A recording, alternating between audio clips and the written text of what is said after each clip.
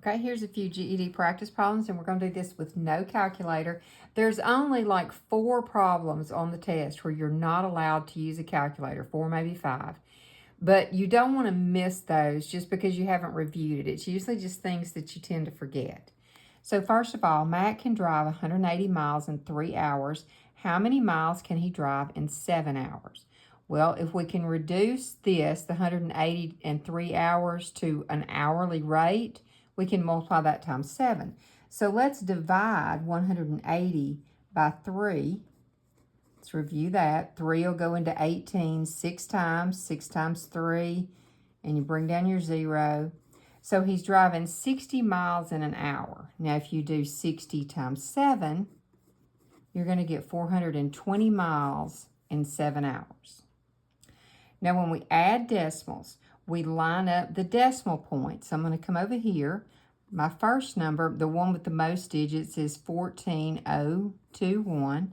Then when I put this in line, I'm going to start with my decimal, 322. All right, now what about this gapped space? You just put a 0 in there. All right, and now we're just going to add down. 1 plus 0 is 1. 2 plus 2 is 4.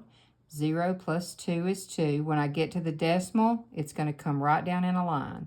4 plus 3 is 7, and 1. Now, when you multiply, you do not line up your decimals. Pick the number that has the most digits, and that's this one right here, and we're going to put it on top. 12371. Now, this next one, I'm going to line up my last number here with the last number here and just move over, okay? All right, now the decimal really doesn't affect the multiplication at this point. It will at the end.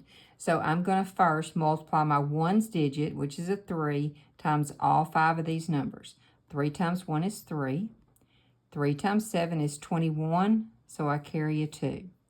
3 times 3 is 9, plus 2 is 11, so I carry 1. 3 times 2 is 6, plus 1 is 7, and 3 times 1 is 3. Now, when you come to the next number, you're in the tens place, technically. So what do all numbers multiplied by 10 end in? In a 0. So put your 0 down. Now, we're just going to multiply the same way. When I multiply 0 times all 5 of these numbers, I'm just going to get 0. So I can just fill those in. Now, this number technically is in the hundreds place. So what do you get anytime you multiply 100 times something? Well, you get 2 zeros at the end, so fill that in. Every time you come down a row, you're going to go down, you're going to add 1 more 0. All right, now we're just multiplying. 2 times 1 is 2, and 2 times 7 is 14. Carry my 1. Let me scratch those out. All right, 2 times 3 is 6, plus 1 is 7. 2 times 2 is 4, and 2 times 1 is 2. Then we're going to add straight down. So I've got 3 and 1. 1 plus 2 is 3. 7 plus 4 is 11.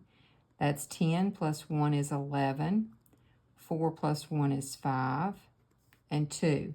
Now you're going to come back up here and count how many digits do you have after the decimal. I've got 1, 2, 3, 4, 5.